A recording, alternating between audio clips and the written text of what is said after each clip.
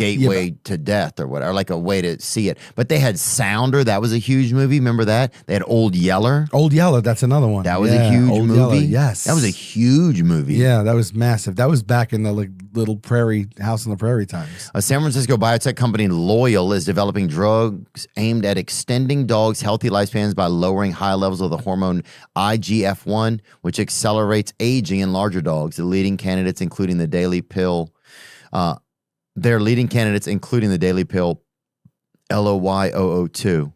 The drugs work by reducing levels of insulin-like growth factor 1, a hormone that drives rapid growth in young dogs, but contributes to faster aging and shorter lifespan in larger mature dogs. I thought you were BSing me. Oh no, I just saw some information about this the other day that was really interesting.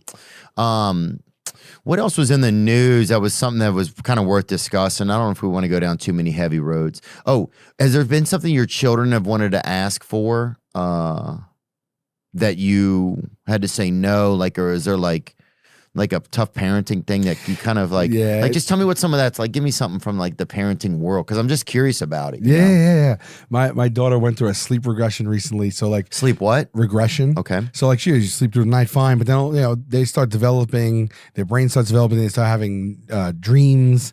And, and they get a little more like, they start to understand stuff more. So like we'd watch like Home Alone all the time, right? She loves Home Alone. And she just saw it at face value. She loved it. She knew what was going on. Like she was 2, but she like got everything. She got a little older, and then out of nowhere, even though she watched Home Alone like 50 times, she like started to get scared from it, from Marv and Harry. Yeah. Right. So one day, like she kept saying, like in the car, she'd be like, "Dad, are Marv and Harry following us?" Like out of nowhere one day, and I'm like, "No, they're not. They're not.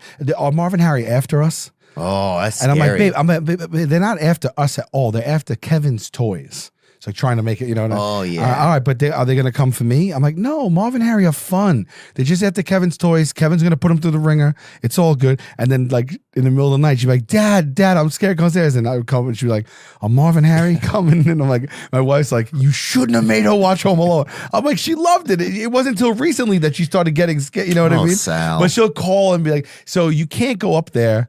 You have to go up there. Like, this is what got really hard. Like going up there, like, they're always testing the limits of what they can control and not control and pushing boundaries. So that's the whole few years. It's like they're pushing boundaries. So they try to see what they can get over on you. Like, so if they want you to come upstairs and they cry and that brings you upstairs, they know that they're going to get you upstairs every time.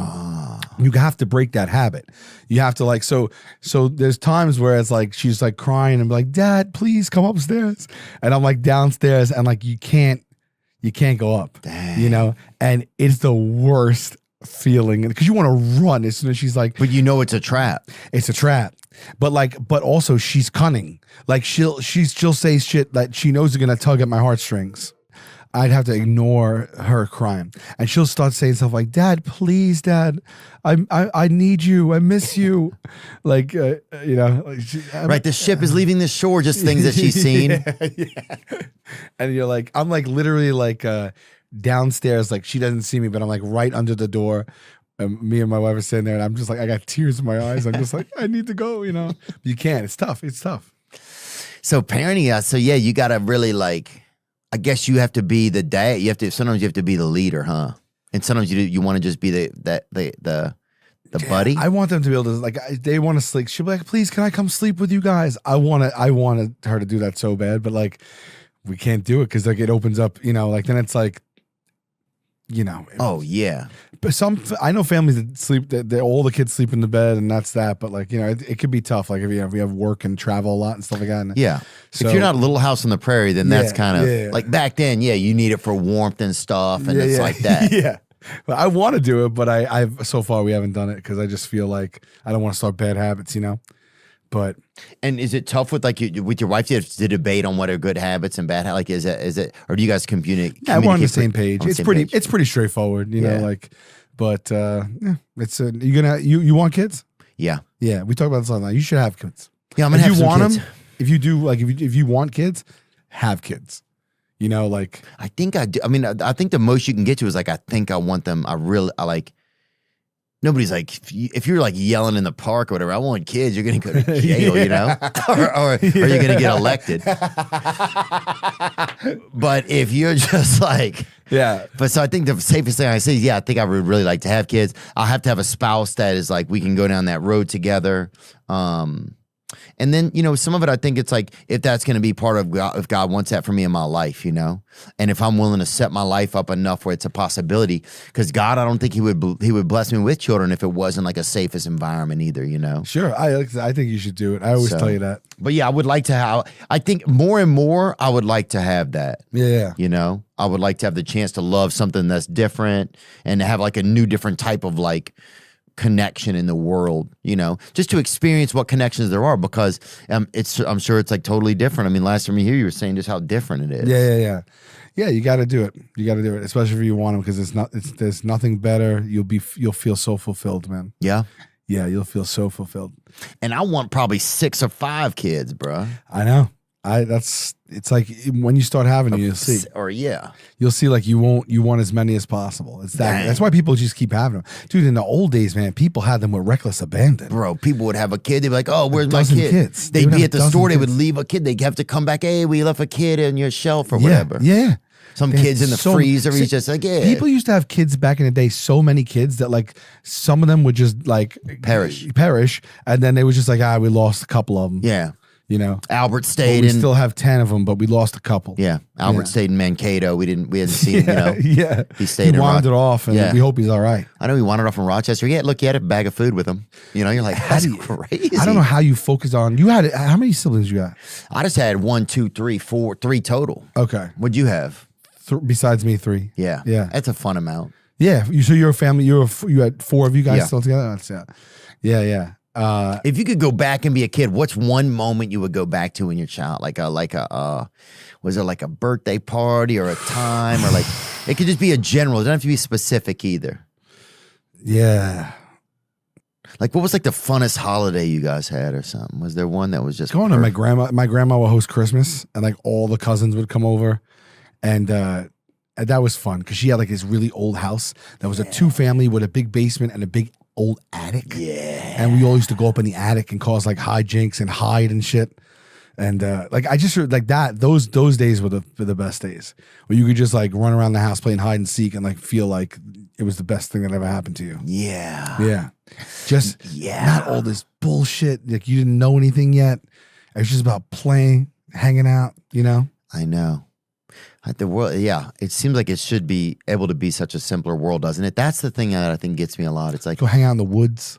Yeah, like when I was young, there was like it was so much less like underdeveloped.